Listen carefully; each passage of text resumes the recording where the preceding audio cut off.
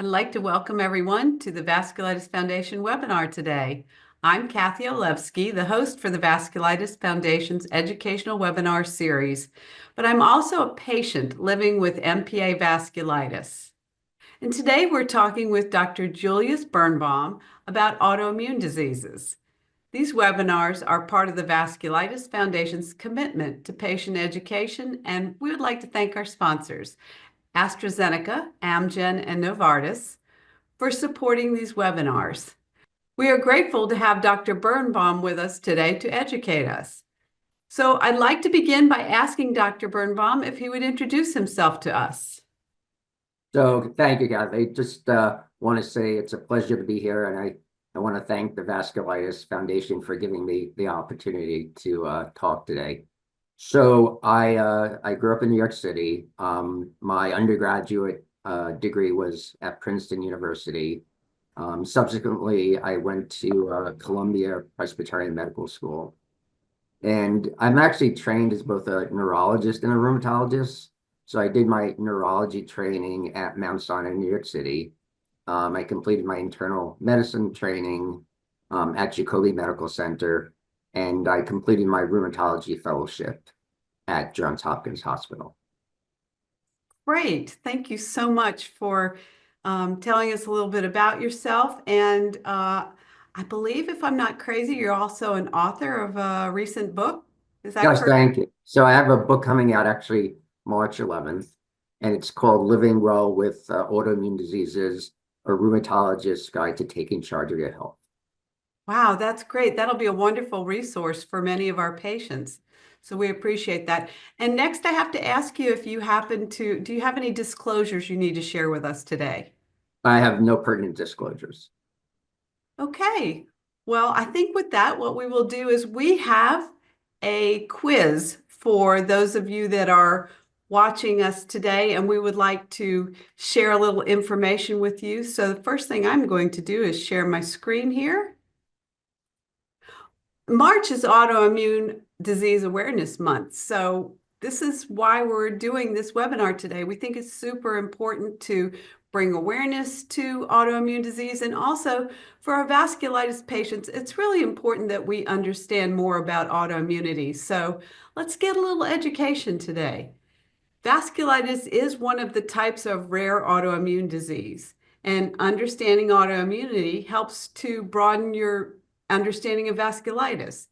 So to learn more about autoimmune diseases, you can visit the American Autoimmune Disease Association, which is commonly known as AARDA, and we've put their website up there for you.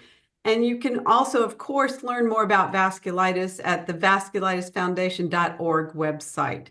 So these are two important resources for you. Since March is Autoimmune Disease Awareness, we want to know how much you know about autoimmune disease, so we're going to test your knowledge here. Let's start with the first question. There are approximately how many types of autoimmune diseases? 50 to 75, 75 to 80, 100 to 200, or 300 to 500? And the answer is 100 to 200. I wonder how many of us got that right. Moving along, this is a true or false question.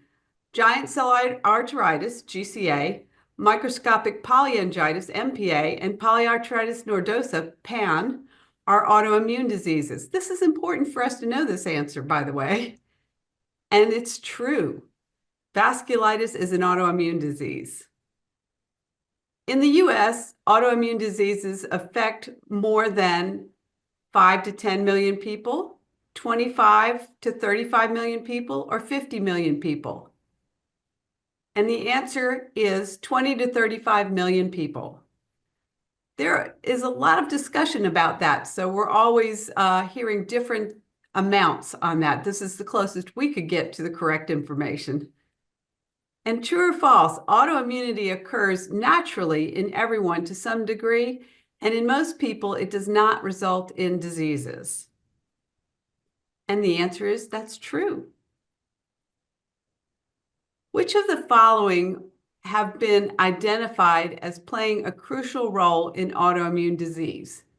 B cells, cytokines, I don't even know if I can say that word. Kinesis, T cells, all of the above. Dr. Birnbaum, did I say that right? Kinesis? Yeah, it's just kinases. Yep. Kinases, thank you. All of the above is the final answer. Let's see what it is. And of course, it's all of the above. All of these things play a crucial role in autoimmune disease. True or false? The exact cause of autoimmune disorders is unknown. Well, unfortunately, that's true. That's something that's always being explored. And which of the following are autoimmune diseases? Type 1 diabetes, insulin-dependent diabetes, lupus, irritable bowel syndrome, vasculitis, Lyme disease, Hodgkin lymphoma, human immunodeficiency virus, HIV, or multiple sclerosis, known as MS. Well, let's see what the answers are. They are all autoimmune diseases except irritable bowel syndrome, Hodgkin lymphoma, and human immunodeficiency virus. Moving on, this is another true or false. Overall, men develop more autoimmune diseases than women. Well, what do we think about that? That is false, but I know people think that. And that is the end of our quiz for today.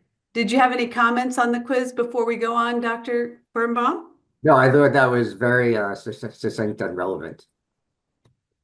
Okay, so I think next what we would love to do is share your presentation. So I am going to help with that and get the screen up if I have just a second here. Okay, Dr. Birnbaum, I would love to learn more about autoimmune diseases from you. Sure. All right, next slide. So in this talk, I have two overall objectives. So the first is we're going to talk about some what we call symptoms and ways in which rare autoimmune diseases can be diagnosed. And then what I want to emphasize and bring it back to vasculitis is if you understand some of these less common autoimmune diseases, then you're going to be able to understand more common autoimmune diseases and understand what the concept of autoimmunity means to vasculitis patients. Next slide. So let's start with multiple sclerosis and what I call other rare demyelinating diseases. So in terms of defining some of these terms, in neurology, when we refer to demyelinating diseases, that occurs when the myelin insulating coating of nerves is stripped away. And this can lead to various symptoms. It can lead to decreased vision. It can lead to some abnormal sensations like tingling in the arms and legs. It could cause weakness in the arms and legs, loss of balance, as well as urinary continence.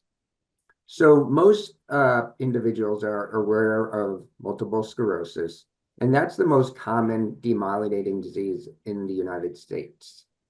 And for much of 20th century, multiple sclerosis was considered actually one of the most primary, if not exclusive, autoimmune demyelinating disease. Next slide, please. So there's this entity that I'd like to call the Neuromyelitis optica spectrum of disorders. That's a big mouthful of a term, so I'm going to refer to it as NMOSD. So although NMOSD was previously considered to be a severe form of multiple sclerosis, it's now recognized that NMOSD is its own autoimmune disease. So for example, when we think about autoimmune diseases, and we consider NMOSD to multiple sclerosis, we know that a patient or patients with NMOSD can usually have much more severe inflammation of the spine, which is referred to as myelitis, and much greater weakness. So the consequences of having this disease is generally more severe than multiple sclerosis. Now, NMOSD, it's caused by an antibody, and it's called the anti-aquaporin 4 antibody. And NMOSD has brain lesions that are different from multiple sclerosis. Next slide, please. So what we're looking here is of an MRI of the spinal cord. And you can imagine that your nose is pointed towards the left of the screen and your back is pointed towards the left of the screen. And what you see is this big whitish caking of the spinal cord. And this is what we call long lesions, or it's also called longitudinally extensive myelitis. Next slide, please. Now, each disease entity that we understand right now has different complications. So, for example, it's not necessarily important to understand each of these slides as individual slides, but to get a more holistic gestalt of what these lesions mean. So basically, you could get different lesions that you see. You can get it near the holes of the brain all the way on the right, and you can see the whitish caking about here. What's fascinating about these diseases and their MRI findings is that they could be associated with symptoms that we had never thought of being associated with autoimmune diseases. So, for example, hiccups that don't go away can be a sign of NMOSD, especially when associated with spinal cord inflammation. Next slide, please. So in this slide, I just, again, want to walk you through. You don't have to necessarily know or appreciate each of these lesions, what they mean. But for example, if you look at C, for example, it's obvious that you see this whitish caking. In terms of swelling, this is referred to as tumefactive lesions. So in the same way, vasculitis patients or neurological complications of vasculitis can also affect the brain. It can affect the brain as its own distinct disease. And we'll look a little bit later on about how a vasculitis disorder can affect the brain. Next slide, please.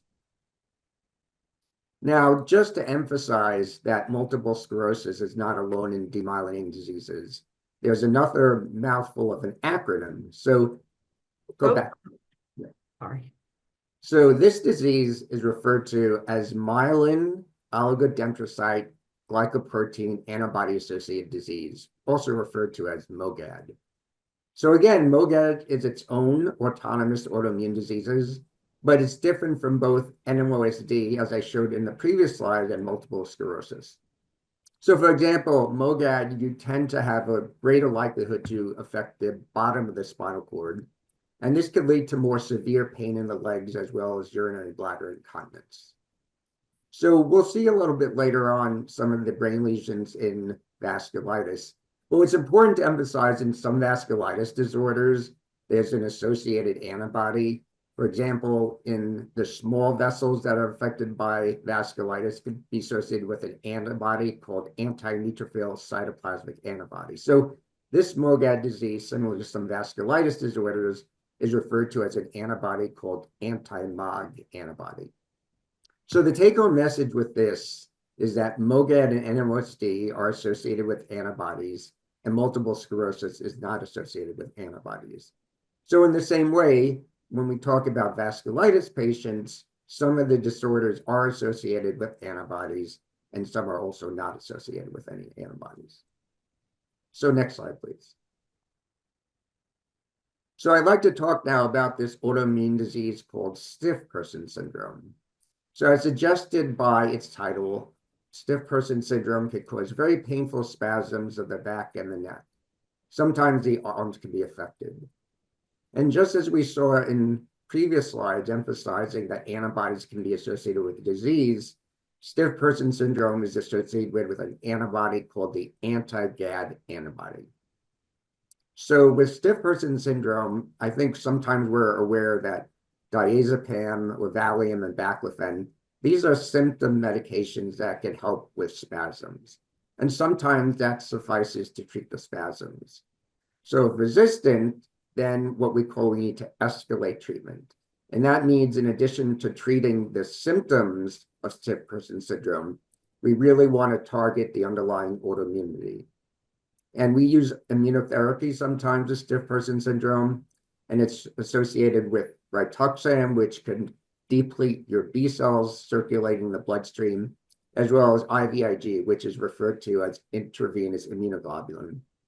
So we understand now, for example, that rituximab is a medication that can affect many different autoimmune diseases. So interestingly, rituximab can also lead to remission in a type of vasculitis, which is called granulomatous polyangiitis, as well as microscopic polyangiitis.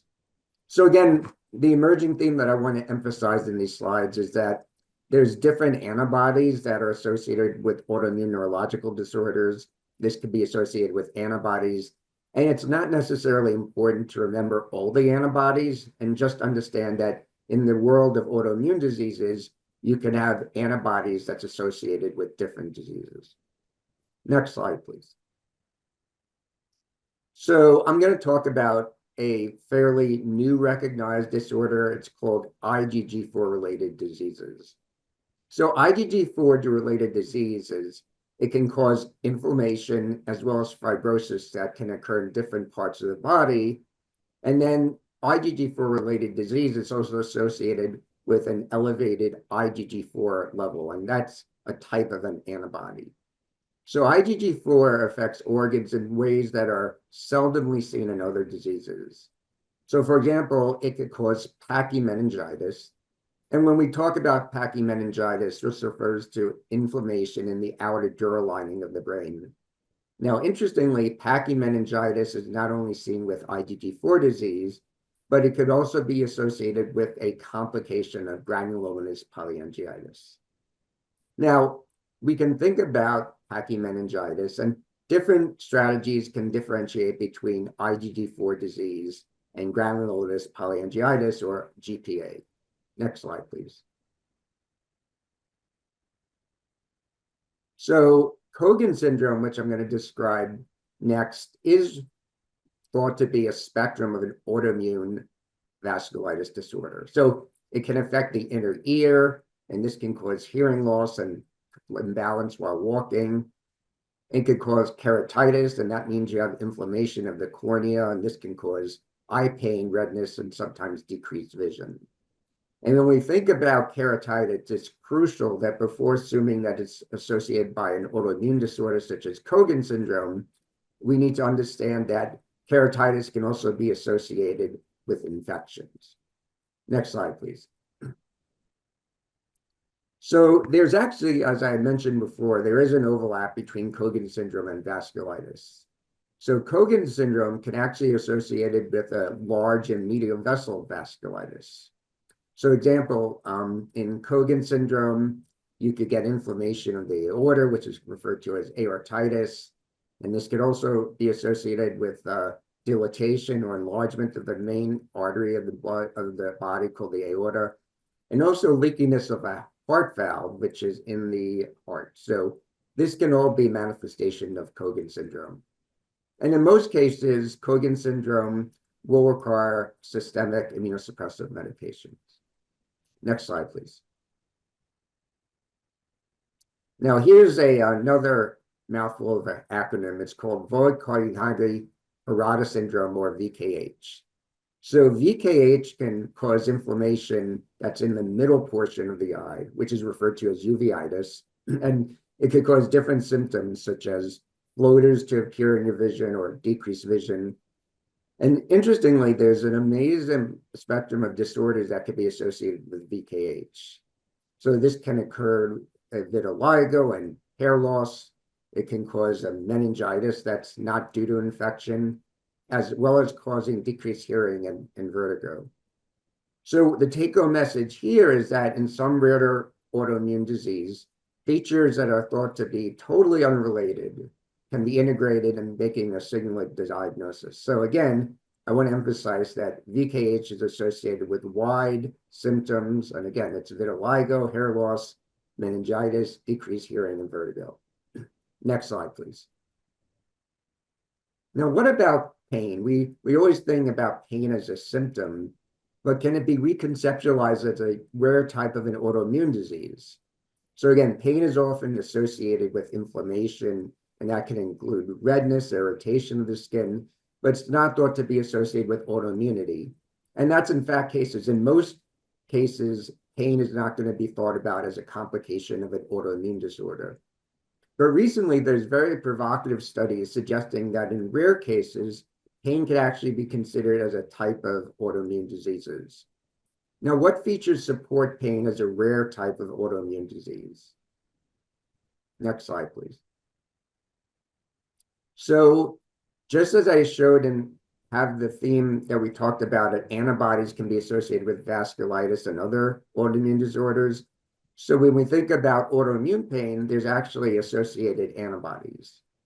So antibodies have been identified in patients presenting with different neurological disorders associated with pain. And this is a special antibody. And again, the antibody is called voltage-gated potassium channel antibody, or anti-VGKC antibodies. So what are some unique features of when this antibody is associated with autoimmune pain? Next slide, please. So autoimmune pain, it's important to identify an antibody because when patients experience autoimmune pain, there might not be significant findings on physical examination. So many patients who have pain that was first thought to be due to a functional or psychiatric disorder, we now know that such patients that are marginalized and ostracized in this way actually have underlying autoimmune diseases. And to further drive home the fact that patients with autoimmune pain and the antibodies, which I mentioned in the previous slide, some of these patients responded to immunosuppressive therapy or immunotherapy. And again, the fact that these patients with autoimmune pain respond to immunotherapy further reinforces that pain can be a rare cause of an autoimmune disorder. Now, larger studies are needed because there's much work needed to accomplish to determine the frequency of autoimmune pain, and other studies that really need to investigate further whether pain can be a complication of an autoimmune disorder. Next slide, please. So here are some take-home points that I want to emphasize. So when we think about vasculitis, when we think about rare and common autoimmune diseases, they do have some overlapping features. So antibodies are an important component in diagnosing both rare and autoimmune neurological disorders, such as NMOSD, Mogan syndrome, and stiff person syndrome. And again, antibodies can be used in vasculitis to detect some disorders. And this is what occurs in granulomatous polyangiitis and microscopic polyangiitis, which can be associated with antibodies called ANCA antibodies. So autoimmune diseases such as VGH can provide a unifying explanation for disparate symptoms. So again, I just want to emphasize that symptoms such as vitiligo or meningitis might thought to be unrelated, they could actually be unified underlying the concept of a single autoimmune diseases. As I emphasize again with Cogan syndrome and pachymeningitis, there are autoimmune diseases that can also be associated with similar symptoms that are seen with vasculitis. And I think most interesting to me, in the context of autoimmune pain, this has really led to radicalized insights that syndromes that were thought not to be driven by an autoimmune diseases actually can be understood as an autoimmune disease, and that refers to autoimmune chronic pain. Next slide, please. And that's the end of this talk. So I would like to thank the Vasculitis Foundation for giving me the opportunity, and I'm happy right now to have any discussions. Well, that sounds great. Thank you so much. I learned so much from that. And I just want to say, as a vasculitis patient, I have spent time researching and trying to understand autoimmune diseases because I think that really helps me to know more about my vasculitis, but also sometimes just telling family and friends that vasculitis is an autoimmune disease can help them understand vasculitis. You know, they don't have to necessarily understand the ins and outs of my disease, but the word autoimmune disease is a little more commonly known, I think. But I did want to ask you, Dr. Birnbaum, that so many autoimmune diseases that you described today are such rare diseases. How in the world do people find out that they have these? I mean, I know it was a 18-month journey for me to get diagnosed. Is it like that a lot of the times with these autoimmune diseases? It can be. So some of the autoimmune diseases described in my book such as lupus, I think a lot of patients understand lupus and they have symptoms that might lead to an earlier diagnosis. But even some common autoimmune diseases, such as Sjogren's disease, that causes dry eyes and dry mouth, it's not identified or diagnosed, and it might take up to 5 years for a diagnosis. So if you can understand that in these rheumatic diseases, the diagnosis can be delayed by about 5 years, in these autoimmunological disorders, the time to diagnosis can be even greater than 5 years. But I think with emphasis on understanding that certain antibodies are associated with these disorders, those antibodies, I think, are going to expedite more rapid treatment and diagnosis. So a lot of these things are, I presume, covered in your book that you said is coming out just shortly after we are producing this webinar. That's true? Yeah, so the more common autoimmune diseases, like lupus and Sjogren's syndrome and rheumatoid arthritis, are the main rheumatic disorders in my book.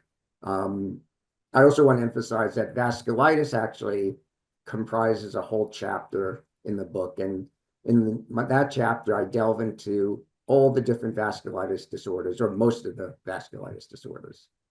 So it sounds like vasculitis patients really would do themselves a service by learning more about autoimmune diseases in general. You think that's true?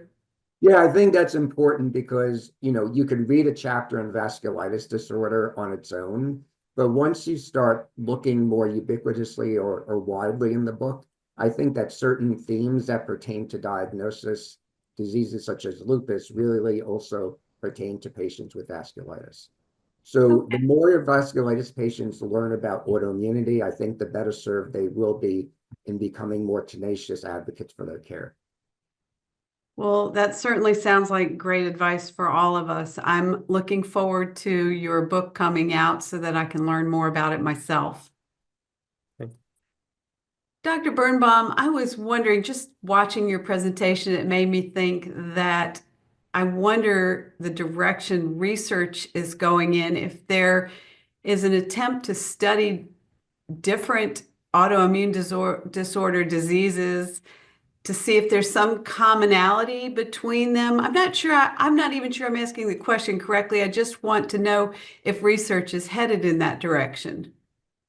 That's a great question. So I actually think that research is heading in the direction, and I think we're entering a type of era, a golden era for autoimmune diseases. And what happens in a lot of vasculitis disorders, for example, in granulomatous polyangiitis or microscopic polyangiitis. So these are autoimmune diseases, and they could be treated with either cyclophosphamide or rituximab. Now, in these patients, we don't necessarily know which patient will respond to cyclophosphamide or rituximab. And it's same to a situation like rheumatoid arthritis.